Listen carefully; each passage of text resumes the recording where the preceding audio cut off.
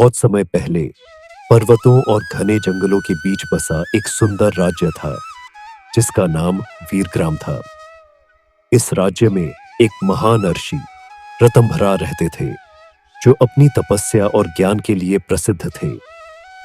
उनके जीवन की एकमात्र चिंता उनकी पुत्री अहल्या थी। अहल्या एक अप्सरा के समान सुंदर लड़की थी, लेकिन उसके जन्म के साथ ही उस पर एक श्राप था। उसके हर आंसू एक मोती बन जाते थे। लोग उसके मोतियों के पीछे पड़ गए और अहल्या अकेली हो गई। वह आंसू रोकने की कोशिश करती, लेकिन उसका दिल हमेशा दुख से भरा रहता था।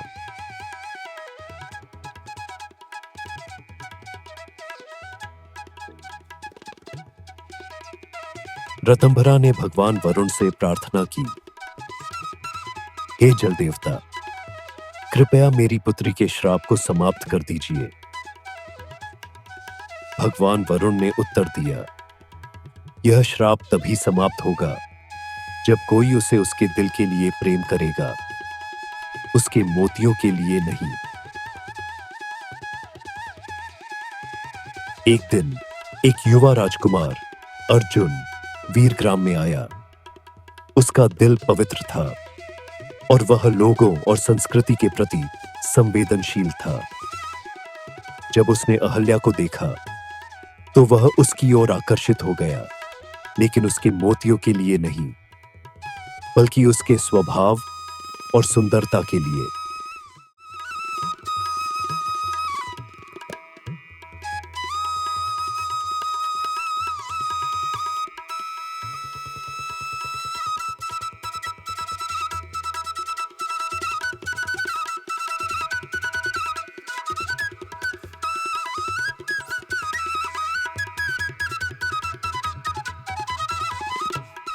जब सब कुछ ठीक लग रहा था, एक रात नदी देवी चित्रानी प्रकट हुई। उन्होंने ऋतंभरा पर आरोप लगाया, तुमने अहल्या के आंसुओं से बने मोतियों के माध्यम से मेरी नदी को जीवित रखा। अगर उसके आंसू बंद हो गए तो मेरी नदी सूख जाएगी। अहल्या अपने श्राप की कहानी अर्जुन को बताती है और बहुत दुखी महसूस करती है। अहल्या ने देवी चित्रानी को अपने आप को समर्पित करने का निर्णय लिया, लेकिन अर्जुन ने अपने प्रेम का प्रमाण देते हुए कहा, हे देवी, मुझे अपनी नदी के संरक्षक के रूप में स्वीकार करें।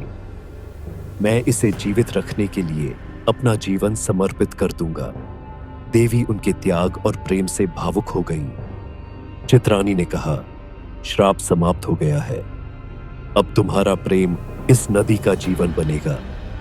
यह नदी केवल खुशियों के पलों में मोतियों से भरेगी। तभी से इस नदी का नाम अहल्यान्दी रखा गया, जो प्रेम और त्याग का प्रतीक बन गई। आज भी लोग अहल्यान्दी में मोतियों को देखते हैं और याद करते हैं कि जीवन का सच्चा अर्थ प्रेम और त्याग में ही निहित है।